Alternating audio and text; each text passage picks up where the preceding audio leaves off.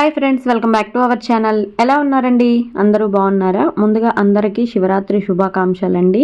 నేనైతే నంజుండేశ్వరి స్వామి టెంపుల్కి వచ్చేసాను అనమాట. ఇది హిందూపూర్లో హౌసింగ్ బోర్డులో ఉంటుంది.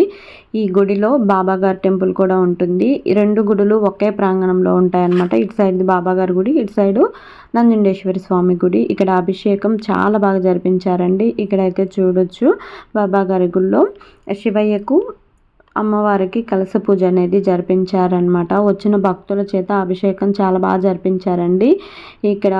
ఇక్కడికి వచ్చి ఇంకా స్వామివారిని దర్శనం చేసుకొని తర్వాత మేము కూడా స్వామివారికి అభిషేకం అయితే చేసామండి.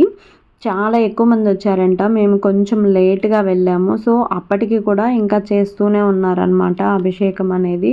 ఫస్ట్ ఫ్రూట్స్తో అలా చేసినట్టున్నారండి. తర్వాత గంగ నీరు, భస్మం, విభూతితో శివయ్యకు అభిషేకము జరిపించారండి. ఇక్కడైతే నెక్స్ట్ నేను మా ఫ్రెండ్ కూడా వెళ్ళి అభిషేకం అనేది చేసామన్నమాట.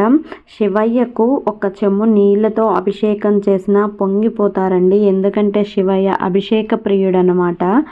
సో మనం ఎక్కువ అన్నిటితో ఏమీ చేయనవసరం. ఒక్క చెంబు మనస్ఫూర్తిగా ఆయన్ని స్మరించుకొని నీళ్లు పోసినా కూడా ఆయన ఉప్పొంగిపోతారనమాట.